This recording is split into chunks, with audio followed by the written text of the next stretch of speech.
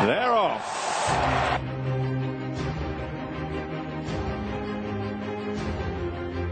All covered, all round, all beaten. Frankel won the Champions Stakes and lives up to the title. Driven out after running, Sire Cruzy has seized the opportunity this season and he's going to land the biggest prize of all and lead the Derby field up to the line. And it's Ruler of the World who won the Derby. A royal win in the Gold Cup. Esteban has done it. Esteban and Ryan Moore has won for Her Majesty the Queen. It's Monro to win the National.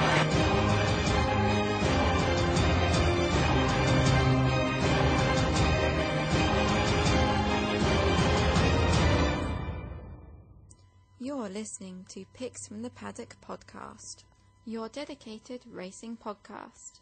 You are indeed listening to the Picks from the Paddock podcast with me, Rory Paddock. As always, Chris Connolly. And same with last show, we've got David Weldon, our fellow pundit. And from Race Hour and Racing Groups, we've got Mo. How are you doing, chaps? Well, how are you? How's it going? Yeah, not too bad, not too bad. We'll jump straight into it. We're going to start a bit of a somber note, unfortunately. Toby Balding sadly passed away recently at the age of 78. He was one of the youngest ever trainers when he took out a licence. I think he was still in his teens. One of very few to have ever won the big three jumps races, you know, the Cheltenham Gold Cup, Champion Hurdle, and also the Grand National. He also had numerous flat winners as well. For those that obviously still don't know who he is, he leaves a family legacy with current trainer Andrew Balding and sort of the face of racing as well, Claire Balding. I'm going to ask the guys for their thoughts on the man and what they think he sort of brought to racing. But I'm going to be sly here and basically have the host go first. Despite obviously the guy's multitude of winners and the different races that he won and the successes he had, I think one of his noticeable achievements or sort of landmarks is when he gave a young Irish jockey an opportunity and a bit of advice. That jockey ended up being AP McCoy. Clearly he had an eye for talent, and you couldn't have spotted a better jockey than AP. I think that just kind of shows, it's a testament to a man that knew everything about racing. Chris, what were your thoughts on the man? Yeah, I mean, he's a hugely influential figure in racing, very well respected. I think he came over and started training when he was 19, so that would have been around 1956, 57 time. Obviously he had significant wins with the likes of Highland Wedding in the National and, the Gold Cup, but, he played a bigger part in racing than just having winners. You've talked about, him helping and grooming Tony McCoy to be what he was, what McCoy's turned out to be. I think he gave him his first job. He also gave Adrian Maguire his first job in England, so, a hugely instrumental figure in racing, and, he'd be sadly missed. David? Yeah, you have to look at his record. He won a Portland handicap with the Black Horse in 1959, and then a Gold Cup in 92. Any man who can do that is obviously one of the greats. And he also mentored Bob Mortimer, I think, as well. So he's one of the greats, and he will be greatly missed from racing. He's one of the face of racing, one of the great raw sorts there, Exactly. I mean, not only that, he was on that many different committees, and clearly he was such a well-respected man, and his opinion certainly counted.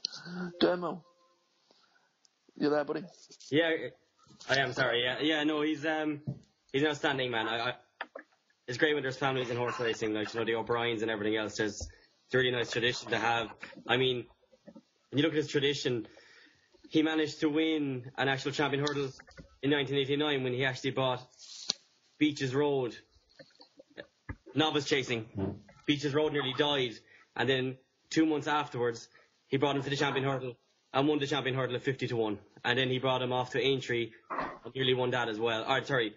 He won the actual hurdle there at 25-1. He was an amazing man, and he set the benchmarks for everybody in horse racing.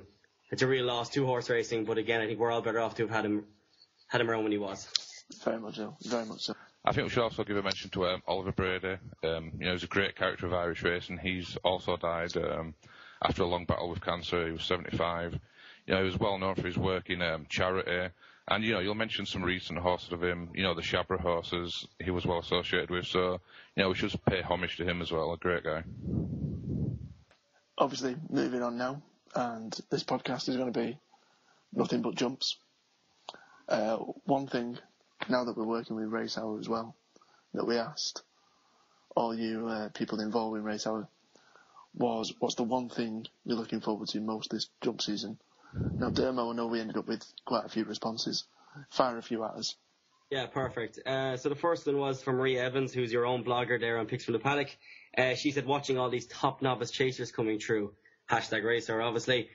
She's at Lavinia Maria. And then David Betts said, at David Betts 3213, standing at a grey cold parade ring at Punchestown in December, seeing a potential new Mullins star. And then Flatten Jump said, it would be great to see Sprinter Sacre back to his best, hopefully. I agree with all of them, but the one thing I'm really looking forward to is seeing all the actual injured horses coming back now. The likes of Sir de Champs, Simons against Sprinter Sacre especially. It'll just be interesting to see if they can actually bridge the gap between themselves and the horses who have been going, because they're 3 horses that deserve to be at the top table. They're 3 horses who should be at the top table, and hopefully if the 3 of them can return, they'll retrospectively hopefully dent the Queen Mother Champion chase. Simon said God knows where he'll end up. Hopefully the King George and Sir de Champs could well win the Gold Cup. I'm going to put you on the spot now. Out of the 3 you've just mentioned, if you were to put a bet on one of those 3 Antepost in terms of who you think would be most likely to come back and sort of rekindle the sort of fire, which one of those 3 would you be most confident with? I'd say Sprinter Sacre, but I probably won't be invited back again. I think I'll stick with Sir de Champs. He's such a tough horse anyway. All his wins, he outgunned Long Run, which is not an easy thing after not jumping well. I think Sir de Champs is naturally a very, very tough horse. He's bred to be tough, and I think he's the one most likely, to come back into the Gold Cup fray. I can't see him winning it maybe, but it'd be nice to see him maybe finish 3rd or 4th, because, he is good enough to do that. I might as well just ask the other guys as well, just on what Dermo said. Out of those 3, where would your money be going? Who would you be most confident with? Chris? I think Sprinter Sacre's got a real long road to come back from. The disappointment of what happened to him when he was pulled up in a race last season was, it was shocking to watch him perform that badly. And, listening to Nicky Henderson, he never had a real explanation. There was no real big injury thing there. They mentioned about his heart, but he passed tests, so I think it's extremely difficult for him to come back. I'm not convinced with Simon Sig. I think he's been campaigned very softly. Yeah, he's a dual festival winner, but, you can question what he's beaten. So I'd go with Dermot. I'd say, Sir de Champs is the interesting one. Very tough horse. I'm not convinced with his jumping at times, but he's very tough, very game, and, he wants to win. You've got to like horses like that. Of course. And what about you, David? Yeah, no, just echo what the lads said there, especially for Sprinter Sacre. I actually think Sprinter Sacre maybe more targeted at Aintree this year, more so than Cheltenham. I don't think he'd be ready for it. I think it'd be a very slow process. Simon Sig, all the potential in the world from what we've seen, but again, he has to show it on the race course, like he won Poor Arkle and Poor Neptune as well. And while he travels like a beast, he needs to show it. Sir de Champs is proven as a top class there. It's not the end of the world. The injury he had last year, I don't think that he could easily come back and prove that he could. He probably win a Lexus this year if Bob's Worth doesn't show up and he's ready for it. And he's probably more likely to come back and win a big top class race. Yeah, again, I want to make it 4 from 4. I don't rate what Simon Sig's beaten. I think a small part though, actually quite a large chunk of my thoughts would be that I would question whether or not Sprinter Sacre even runs again. Talk of last year was that he wasn't putting it in the work he was doing at home. He wasn't the same horse. So like you said, Sir de Champs been there, done it. So, I'd certainly be more confident with him.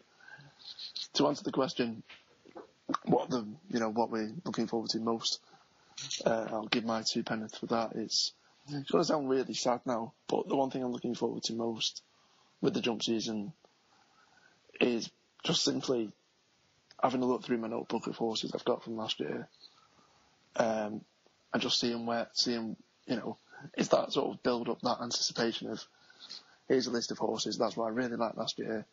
They may not have been horses that won. They may not have been horses that have, that are sort of like marquee stables. But it's that little thought process of, right, going to war with the bookies, here's my tools of the trade. There's what my thoughts are. Hopefully I'm proven right.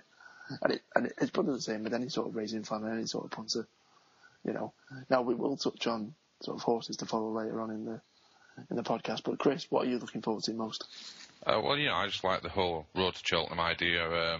You start to formulate plans, not particularly for the championship races. You've probably already got your ideas then, but, the handicap routes, looking through your planning from last season, like you've just said, and, seeing your well-handicapped horses, seeing if you can pick a race out for them at Cheltenham. That's for me the whole reason for jumping for me is Cheltenham.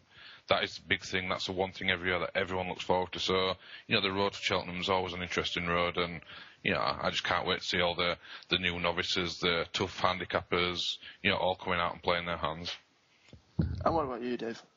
On a personal note, really looking forward to seeing Flemister hopefully back on track and being up to somewhere he was a couple of years ago. I think Peter Casey did an awful job with him and trying to turn him into a Gold Cup horse, but he's clearly not. He's a 2 mile or 2 mile 2 max, I'd say. And he can really challenge at the top level if he's back fully fit with Tony Martin, who's in form for the last couple of years now. Bringing him back there.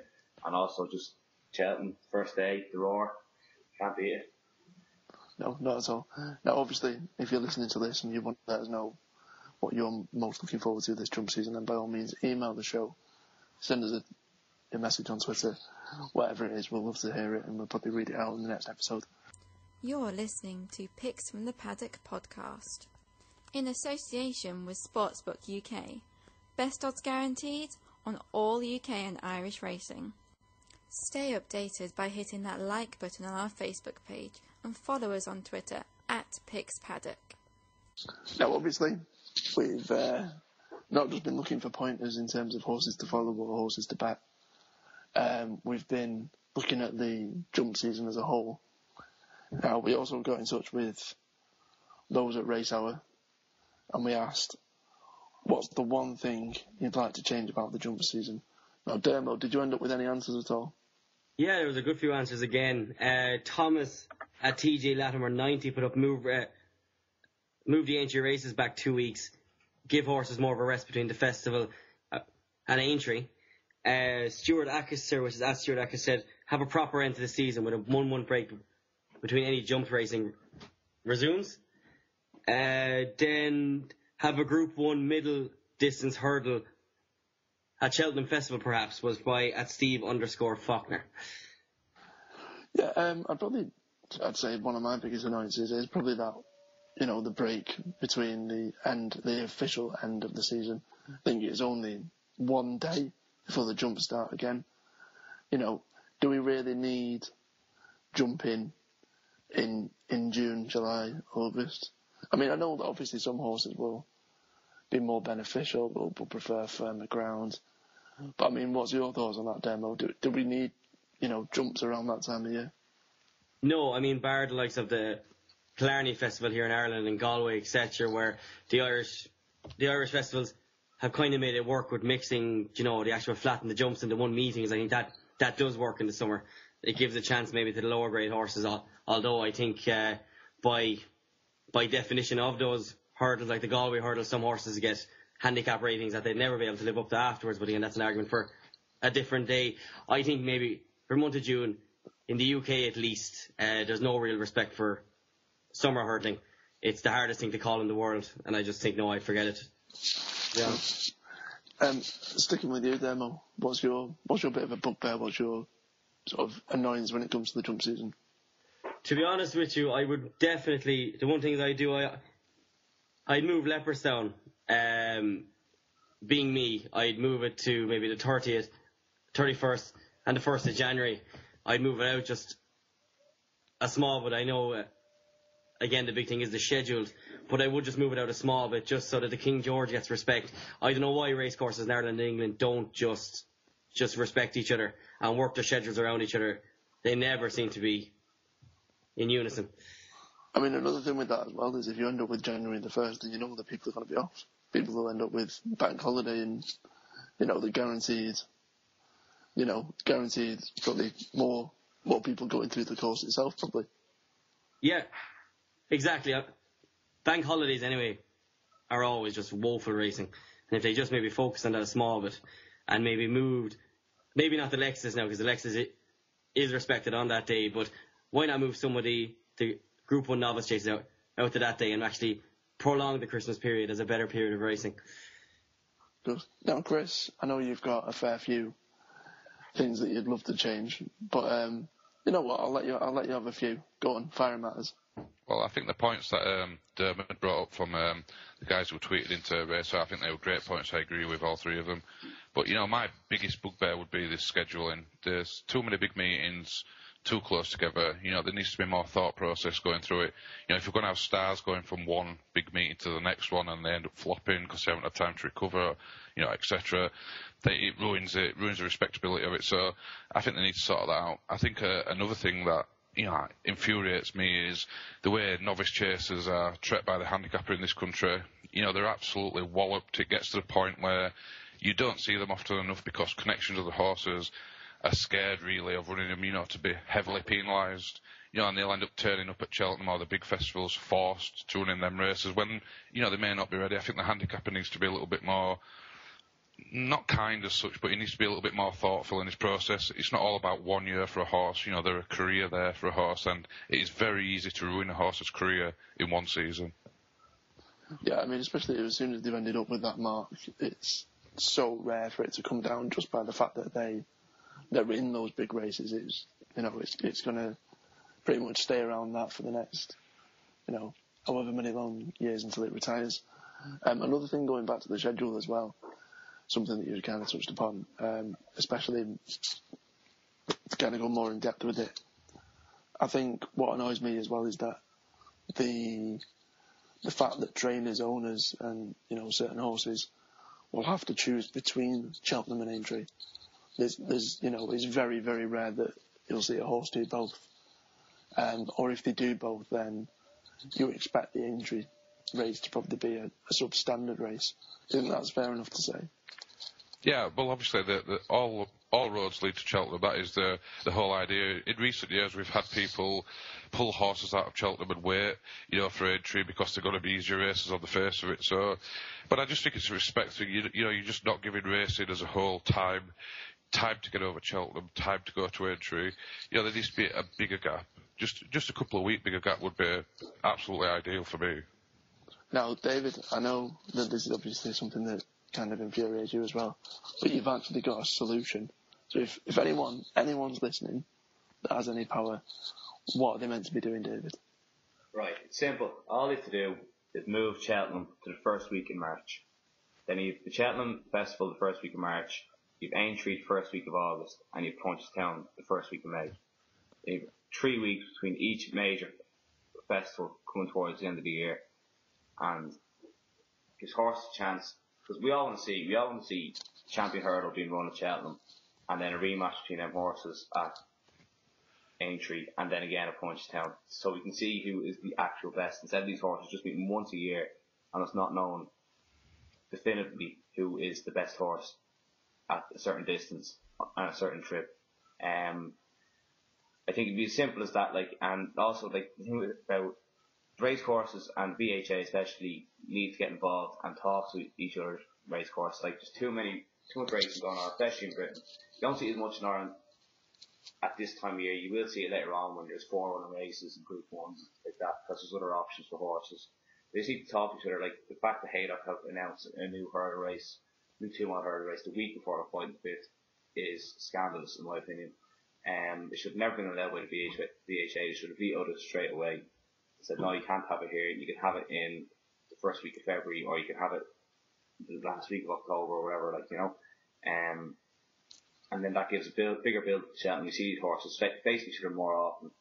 It gives the punters a better opinion as well of the form lines going directly through these horses as well, and makes it fair for everyone. And just the horses will have a better break. They run these big races at different meetings, and the punters, you look at Sprinter Sacre, he ran at Cheltenham, Aintree and Punchestown, and it nearly killed him. He was never the same next year. He never went back and trained the same way he was trained before, and it completely took the bottom out of him. Yeah, I mean, as racing fans, you want to see the horses, that are at the top of the game race each other, not just once, but multiple times.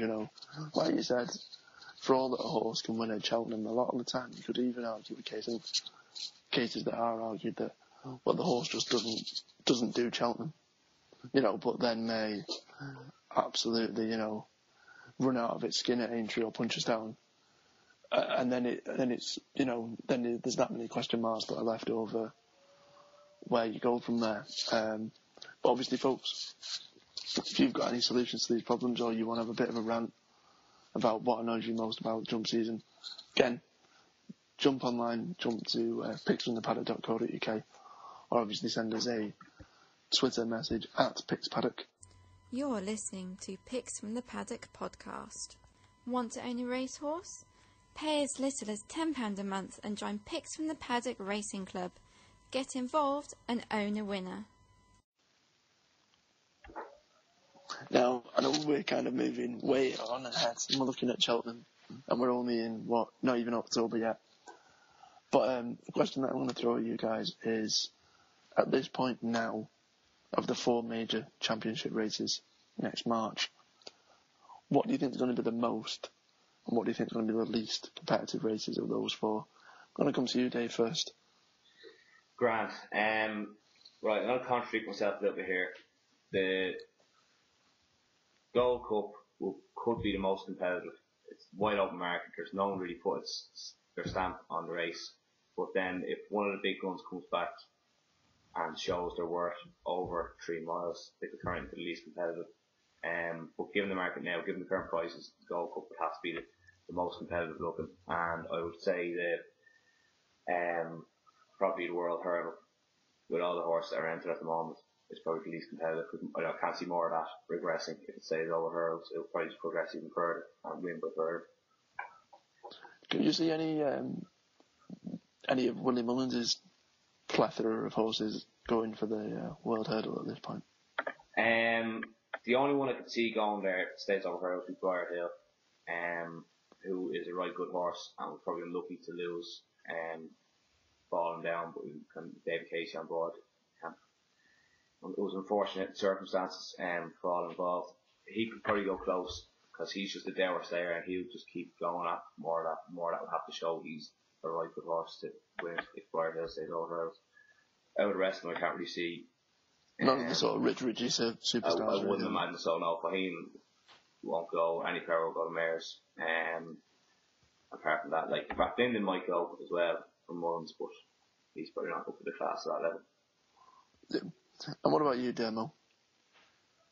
I think the most competitive race that I can see here is the Arkle. I mean, when you look at the first 4 in the market, you've Undersco, Vatour, Justice Hill, Vanuatu, and then you've the likes of Lac Fontana, the Tullow Tank, who could be anything, and you're even going down to the staying on 4th in the Supreme Novices, Sergeant Reckless. I think that's a really open race. I think obviously some of them mightn't go, but that field promises to be one of the best Arkles in years. The least competitive for me, it all depends on where they go. I mean, if more of that goes chasing, then all of a sudden the World Hurdle is one of the most open races. But I'd agree with Dave that if more of that goes to the World Hurdle, it's a foregone conclusion. What do you think of the Queen Mother? Do you think that's going to be really competitive, or if the Sprint Sakura comes back, you got Santa Grugy, you're talking Balls of Success probably having a crack over the 2 mile trip as well. Yeah, I think if Sprinter Sakura goes back to 50%, I think he'll win it. But I think Ball of Success, I'll actually make a call now. I think Ball of Success is going to be 2015 Queen Mother Champion Chase winner. And do you know what price you can get that at the minute? I'll have a look here now for you. 14 is best price. 14 to 1. So you've heard it here first. Dermo from Race Hour, 14 to 1. Bold of Success, Queen Mother next year. And this time next year, when when you're counting your pennies, and everyone else will be. Or not eating. Yeah, or not eating. Or homeless. Or homeless. then we'll come back to you, and on your head be it. Chris, what about you, mate?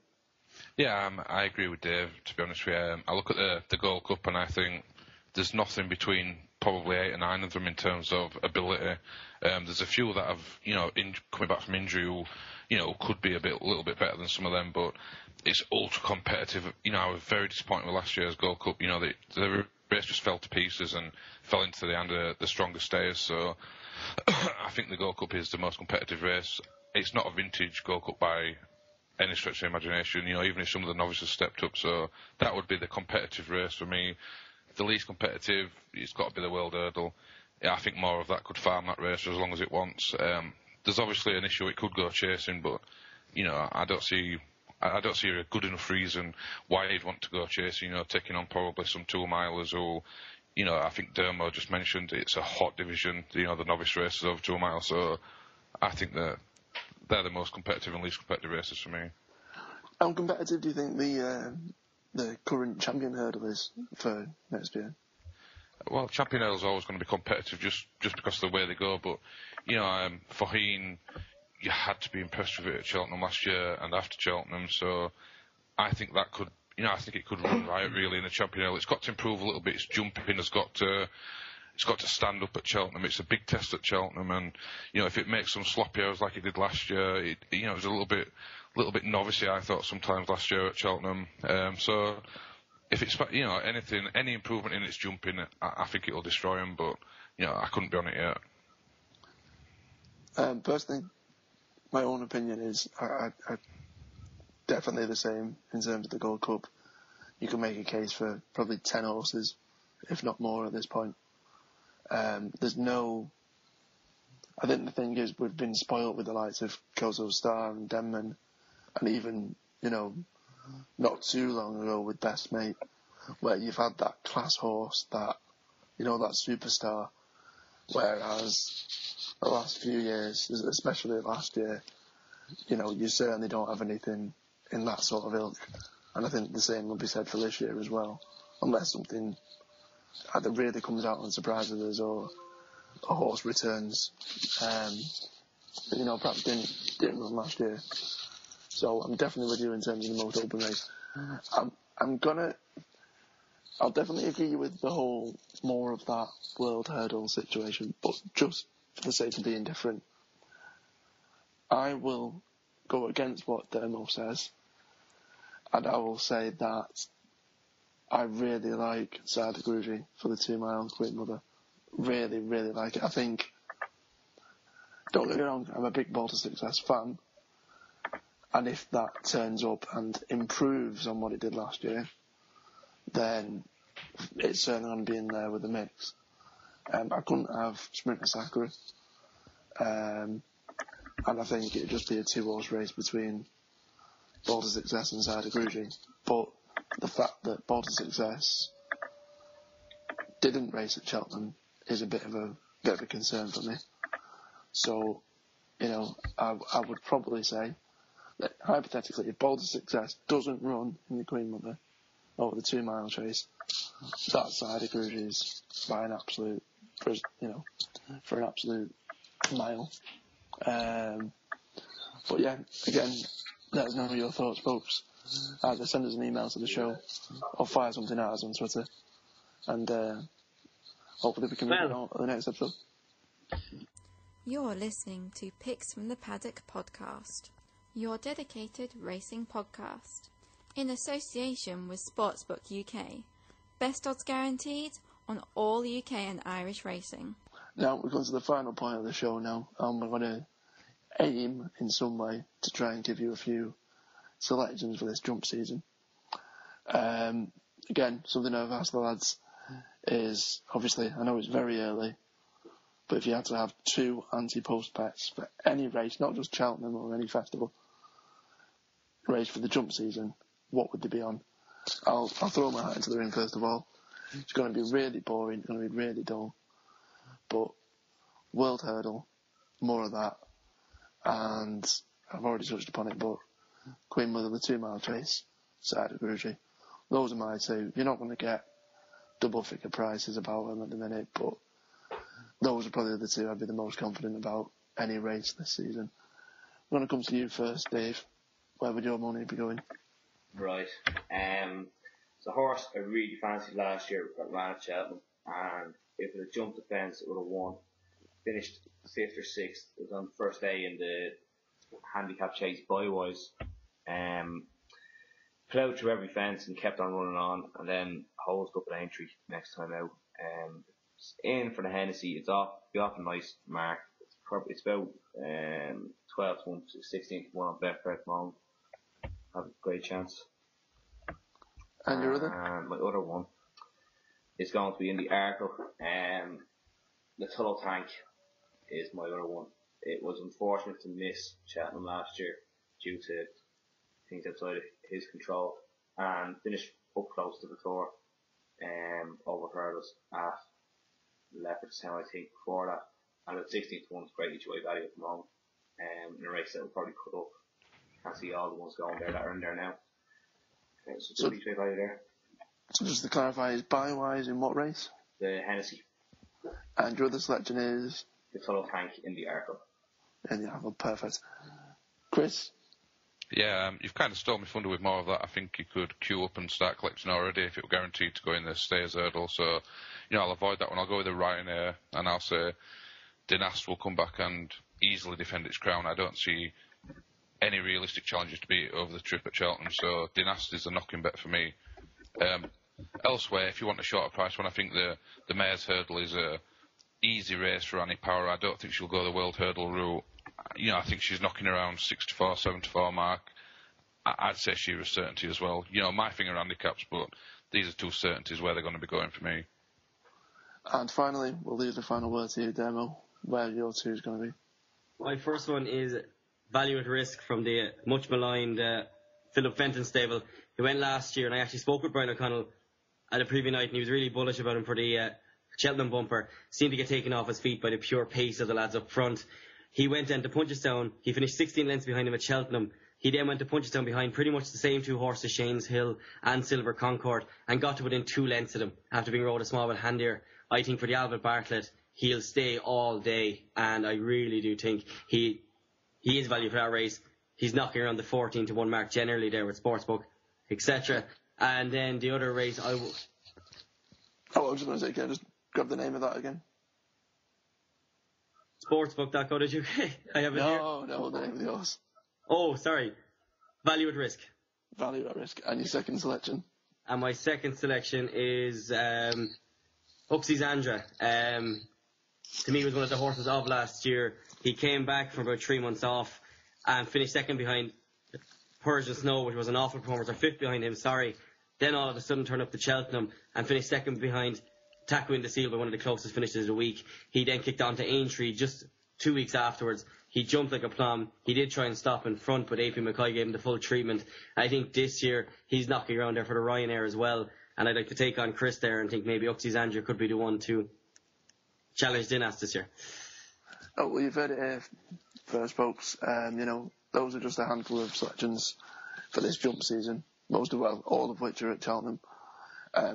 Another thing, if you want more horses to follow, you want a bit more guidance, then we've actually got the Picks from the Paddock 40 jumpers to follow for the 2014 to 2015 season. All completely free.